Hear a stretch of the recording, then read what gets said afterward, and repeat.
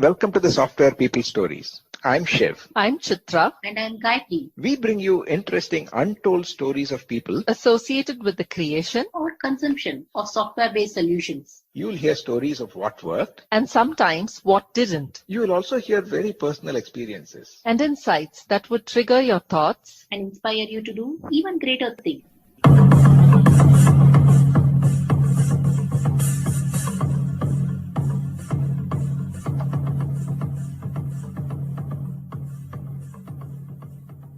In the first part of Karl Scotland's journey, we hear about his musical journey and how he discovered himself in terms of being in software, being a consultant in multiple companies, as well as how he developed a sense of curiosity and creating organizational change.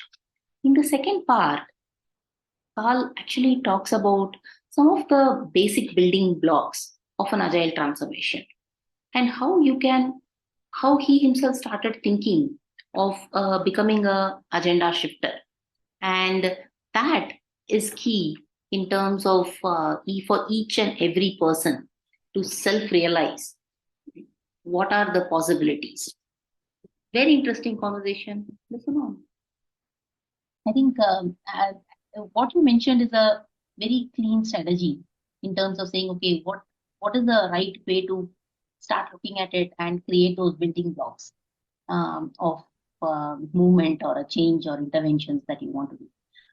I know you speak in the speaking circuit about strategy of change and itself and multiple models of strategy at every level. It could be at a team level, overall organization, business unit level, and things like that.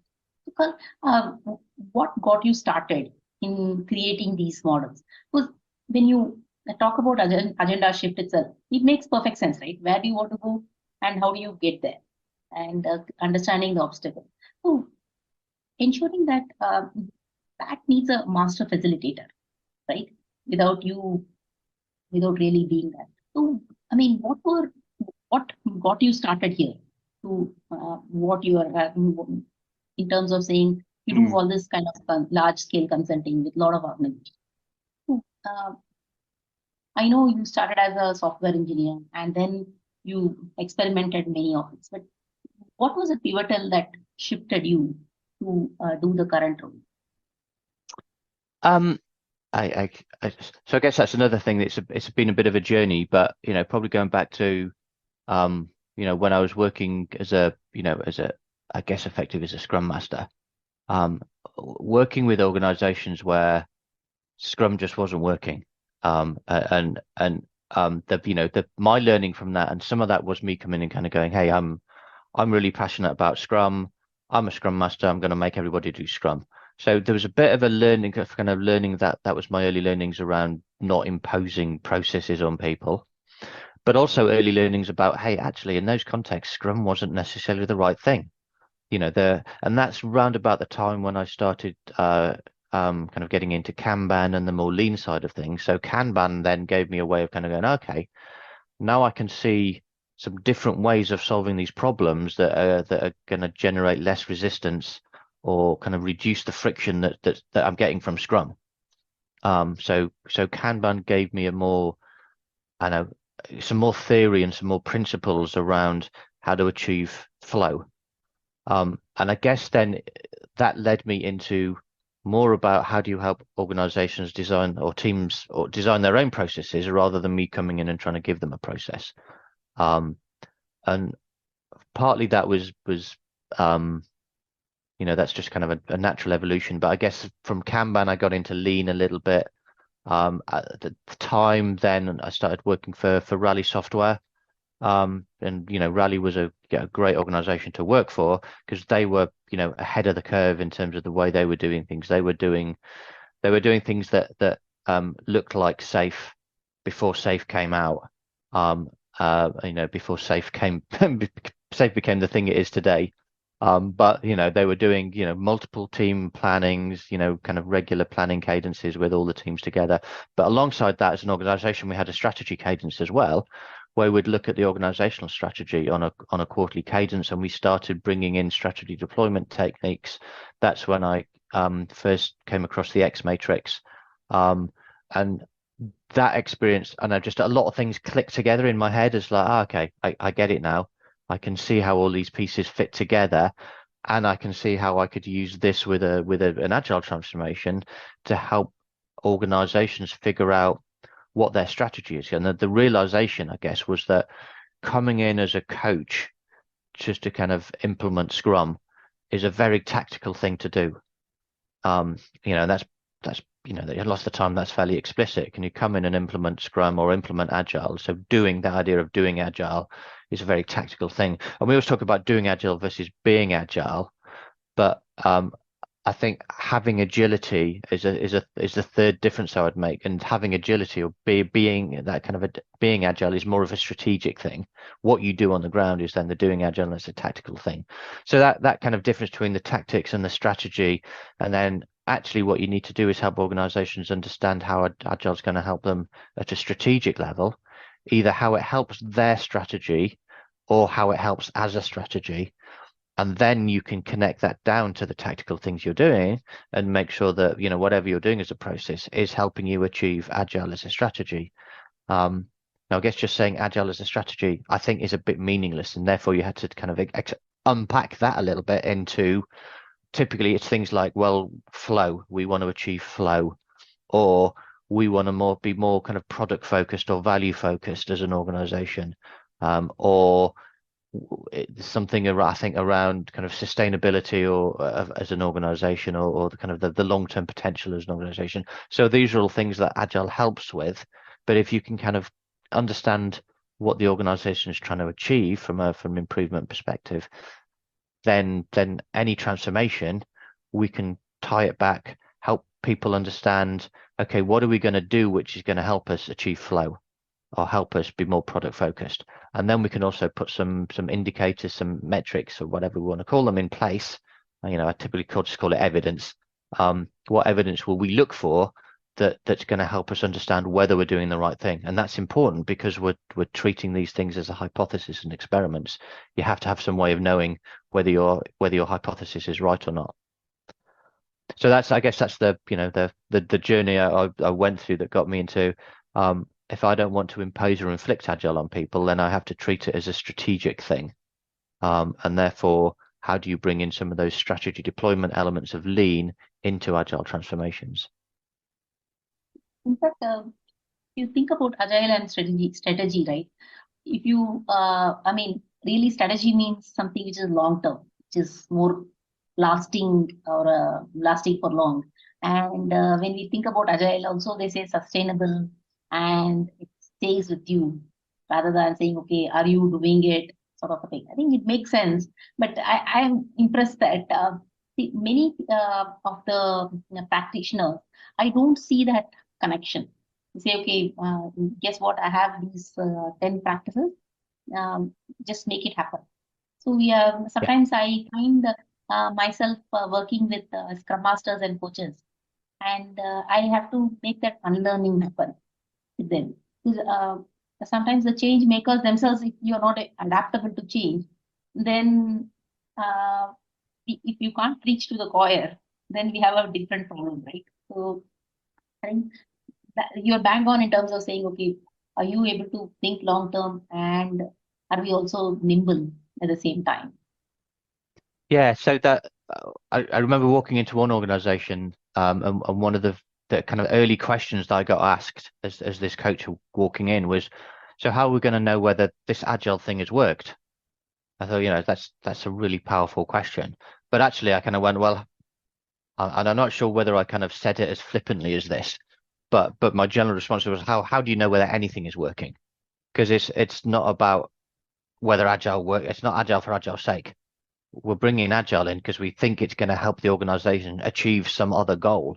What's that other goal? How do we know whether we're achieving what that other goal is? And then that's that kind of the strategy. It's like, what's the organizational strategy? we're implementing Agile, hopefully to help us achieve that strategy. How do we know whether that strategy is working? And that's that kind of meta thing where one, Agile should help us meet an organizational strategy. So it's part of deploying a strategy. But also, I think Agile is, or elements of agility are strategies in themselves. So I think of strategy, kind of like the definition of strategy, which is the guiding policies that help us decide what to do. So they are decisions, but they're really high level decisions. They're decisions about how we make decisions. So when we're into kind of the tactical stuff and we're kind of going, well, what do we do? Do we do A, B, or C? Well, which of those is most aligned to our strategy? Then that's how we decide what to do. So strategies are about choices. And there's a technique called even over statements. So you describe something in terms of we choose to do A even over doing B, and the even bit in the even over bit is that B should be a good thing to do. So it's not we choose to do a good thing over a bad thing. We choose to do a good thing even over another good thing. So what are those hard trade-offs that we're making? That's really the essence of strategy, rather than just doing the easy things or the things that we just think we should be doing. So when I kind of came across that technique, the thing that jumps out at me is, well, that's that even over, but it's kind of like the Agile manifesto. So what if you, and I read a blog post about this as a kind of thought exercise. What if you rewrite the manifesto where you say, individual interactions even over something else, because we treat the interaction as individual interactions good over process and tools bad, but actually process and tools are good. So how do you frame process and tools as a good thing? What are the good things that come out of process and tools? But you're still kind of making the trade-off that, at the end of the day, though, it's individuals' interactions. So almost turning those 4 statements of the Agile Manifesto into strategic statements around even over choices. Excellent. I think even over, I will probably take that when I do the next session, Karl. I think it's a very powerful statement. In fact, I use this Agile manifestos, this over that. It means that you're actually consciously saying that this is much better than the other choice, which is equally good. So that's the hardest thing. Okay.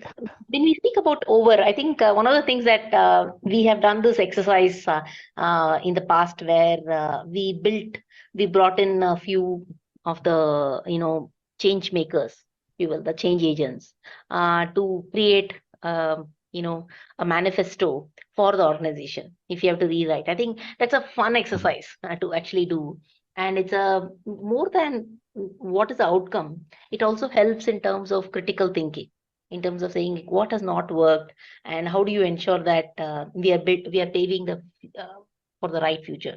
In fact, if you think about it, even the tools, right? I mean, I cannot imagine having a different Jira as well as a Rally software or a Mingle, multiple tools in the same organization. It bringing that empiricism evidence is hard to do if you have too many of them. So it's like tools are critical, important, but how do you ensure that that doesn't make the headline? I mean, that stays as a sub headline rather than a major headline. Right? That's hard. How do you make shift that conversation? You not long ago, one of my engagements, somebody had called me and said, "Hey, can you be a coach to select a tool? Help us select an enterprise tool." And I said, "After that, what? No, that is all we want you to do." It's like, so have you had such funny, interactions? I mean, I guess most organizations are going to now already have a tool, or they're already kind of going through that process. So yeah, I don't get involved in the selection, but tooling is, it's always there, particularly, with the distributed global nature of a lot of organizations, or even just, post COVID, where everybody's working at home, how do you share that information? So suddenly, yeah, tooling becomes the benefit. I think the risk of the tooling is where the tooling becomes, it's like the tail starts wagging the dog. So the tooling starts defining the process. So So I always think of tooling again. Choosing and using and how you use a tool is a tactical decision. So one, I want to tie that but strategy is like, how do we think this tool is going to help us? What is it we're trying to achieve with the tool, rather than using the tool for the tool's sake, and the tool just being mandated. So typically it's around collaboration, visibility, transparency, maybe kind of coordination. Okay, how do we know whether those things are right? And ultimately, I think most of these things come back down to flow metrics from an agile perspective. Is like, actually what we're trying to do is achieve flow. We're trying to get things done more quickly. So if we want to measure flow and the kind of, and this is where it becomes a virtuous circle. Actually, those tools become really good for measuring flow because they capture all that stuff automatically. So if you say actually we want to do with the tool is going to help us measure flow, and the tool can help us capture flow, then actually how we use the tool should be all about flow. So looking at your cycle time, looking at your throughput, but also then things like blockers. So typically what you're trying to do with the tool is manage and manage that coordination and dependencies between teams. That's effectively those blockers. So how can we look at where is work blocked? Where do we have lots of work in progress? Let's use the tool for that, not about just telling people what they should be doing when, and using it as a task management system. So that way you can get the benefits of the tool, and they're really powerful benefits of the tool, without them becoming kind of just a mechanism for micromanaging. Yeah, or box ticking. Yeah. Do you have sprints set up in your tool? Do you have people assigned to your tool? Do you have estimates in tools? I don't care. Are you tracking the work? Do you know when the work starts? Do you know when the work finishes? And do you tracking the amount of work you have in progress between those 2 points? And is work flowing? That's what I'm interested in. And flow is a simple 4-letter word, right? I have used flow metrics in my engagements. That's super powerful to say that the moment you start measuring flow and ensuring that teams are doing it correctly without gaming it, I think it becomes very, very powerful. It doesn't have to be a project organization. It doesn't have to be a product. It could be a project organization as well. But just the fact that you're measuring what you're building, and when you call it done, and as a done, I think that builds power, and it also empowers a large extent to the teams also. Yeah, and that can be a powerful conversation. Just, well, when is the clock going to start ticking? When are we going to find, say, our commitment point or our starting point? Often different people will have different perspectives on when that is. So just getting agreement on that, and then similarly, when do we call work done? And those are great examples of things where I might not agree with what they want to do, but hey, those are classic things where you can do, well, let's try that as an experiment. Let's see what happens. At the very least, you're going to start capturing some flow metrics, and that's probably a good thing for the team. So potentially the benefits might outweigh the costs, but then we can kind of going, well, actually, yeah, that doesn't feel, now we've got those start and endpoints in place. Now we can get a feel for, do they feel right? Well, what about this piece? Well, we're working on something here that's not it's not captured by our flow metrics. So maybe we need to adjust those boundaries slightly. I guess the other conversation that usually comes out of that is, as soon as you start capturing those metrics, people don't like the data that comes out of it. But again, that's just a conversation around, well, okay, that's interesting. What can we learn from that? Like, is the data right, or is our perception right? What's causing that difference, and what do we do with that? Do we update our use of the tool to make it, because it's not capturing reality, or actually do we just need to accept that reality is not what we thought it was, and we need to, and actually we've just learned something? Many times I think often people say the tool is a problem.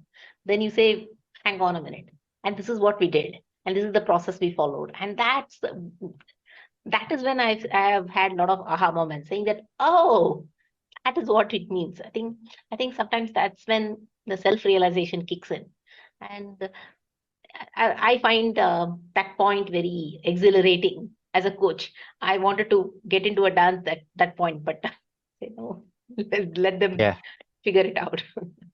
Yes. Yeah. And sometimes that is from a coaching perspective. It's, the old joke about that. I don't remember exactly the way it is, but the guy goes to the doctor and says, doctor, it hurts when I stick my finger in my eye. And the doctor just says, well, don't do that. Teams when teams are complaining about the tools, is because just quite often they're using the tool in a stupid way, and you just kind of go, well, don't do that then. but often they think they have to do that because that's what the process says.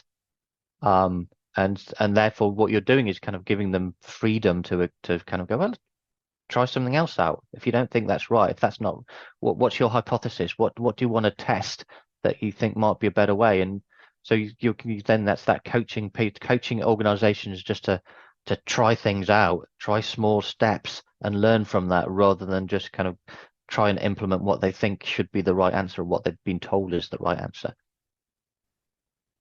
And that's when cooking happens, cooking for the answers.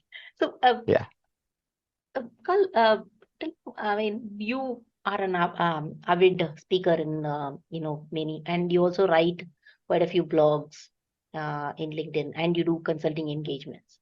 I mean, how do you really balance all these things? I mean, any tips that you want to share? I mean, I guess that's the thing that's going to depend on context. So at the moment, I work for TEKsystems. TEKsystems, we're a services consulting organization, so we make our money from going out helping organizations. So there's an element of it, there's just the business health that I have to be aware of, that if I'm not out helping enough organizations, or as a practice or not, then we're just burning money. So there's that's part of the balance, is just economics. I guess the other balance then comes back to a little bit about what's our strategy.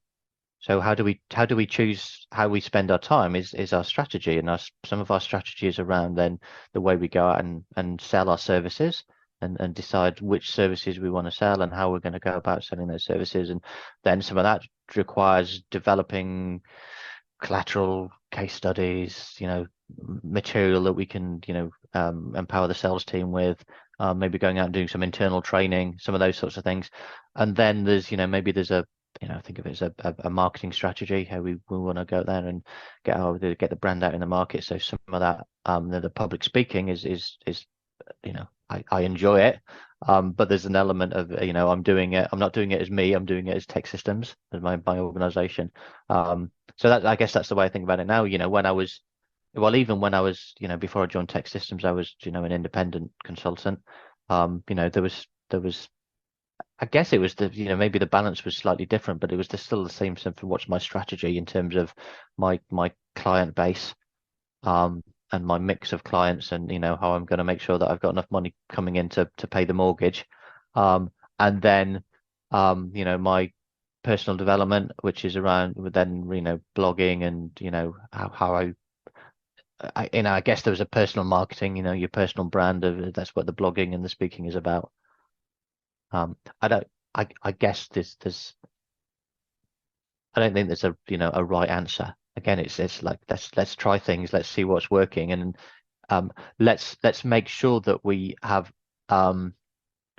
indicators such that if we're doing the wrong thing, we find out early. So how are we going to detect when something wrong is happening? So when we're overdoing something or underdoing something, and then you're just constantly adjusting and trying to find the right balance. Wow, you're actually, I mean, really practicing what you preach in terms of having indicators, having those lagging and leading indicators, right? I know you've been a community builder as well. You've been in Brighton. Brighton, you have you co-founded the Lean Agile, and earlier also I think you had co-founded some of the other Lean Agile networks and systems, right? I mean, why community? Why are you, because most of these community events are more often than not are voluntary, not paid for, right? So what makes it happen? Because I enjoy it as well, but I just wanted to hear your take of it. it's all about learning for me. So I guess in my early days of my Agile journey, I was back then I was working for the BBC in London, and that's when I started experimenting with back then it was extreme programming, and it was the early days of Scrum, but I was just reading stuff and kind of going, this sounds cool, I want to try this stuff out, but lots of questions. So I used to go to Extreme Tuesday Club, which was the kind of the weekly meetup in London, before meetup as a as an organization, as a the kind of the website was formed. But yeah, we just you just meet up with a bunch of Agile folk in the pub on a Tuesday night and we'd talk about stuff. And then they started the XP Day conference. So I learned a huge amount from that community that was willing to give their time to me. So there's an element of me saying, well, actually, now I want to give my time back. I benefited hugely from that community. So I want to make sure the community keeps going. I guess the other big influencer, then maybe the thing between setting up Lean Agile Brighton. So Lean Agile Brighton as a meetup again was a similar sort of, okay, how can I then support and grow a community in my local community down in Brighton? And then from the conference perspective, I guess I hugely inspired by Chris McDermott, who set up Lean Agile Scotland, and his premise there was instead of having to go to other conferences to see speakers, why can't I get the speakers to come to me? So he set up the conference basically get all these cool, great speakers to come to Edinburgh. And I thought, yeah, okay, I could do that in Brighton. So to me, it's again, running the conference is part of the community, but it's part of saying not everybody can go to travel to conferences, but if I can bring people to Brighton. So I really enjoy putting together that program once a year and kind of going, okay, we kind of joke that it's just me getting my friends down to Brighton, and that there is an element of that, but a lot of it is what new stuff is there coming out that I want to hear about, that I can then invite speakers down. So there's the selfish element to it a little bit there. So got one of the guys from the Team Topologies community last year, because that's something I'm really interested in at the moment. I want to learn more about. So I can read the book. I've read the book, but actually talking to the people that are doing it, you learn so much more. And that is the fun part of it, right? In terms of you letting loose and say, okay, what else is happening out there? And while you want to learn from making mistakes, wouldn't it be better to learn from somebody else's mistakes so that you don't repeat it, right? So for some reason, I find all the community spaces very safe. I don't know if that's the case across the board, but all the communities that I have been in has been extremely safe in terms of collegial giving, as well as ensuring that you don't overstate things, you don't understate as well, so that people learn from you as a person, and you also do the same thing across. I think I love the part where you built a great community in Brighton, and I hope you get more and more conferences in Brighton itself, Karl. And Yeah, me too. so I know we are on time. It's been great conversation, Karl, so far. We have many software engineers listen to this across the board. Any messages that you want to share from your own journeys, Karl? I don't know, just stay curious. There's always new things out there to learn. Try things. Don't be worried about making mistakes. I think as long as they're small, safe to fail mistakes that don't cost lives or companies or put people out of jobs. We don't want to be taking too many risks. But I think constant learning and just being I don't know whether humble is the right word, but recognizing that we don't know everything, and there is a lot we can learn from lots of people. Excellent. Stay humble, stay curious. Yes. Awesome.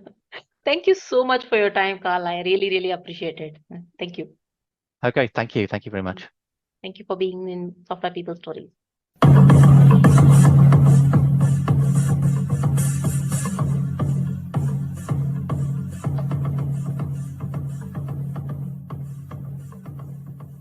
We We thank Siddharth for the music and Anita for promoting the Software People stories. If you like this episode, Please subscribe on your favorite podcast client. And spread the word in your network. if you'd like to share your story, Contact us at podcasts@pm-powerconsulting.com.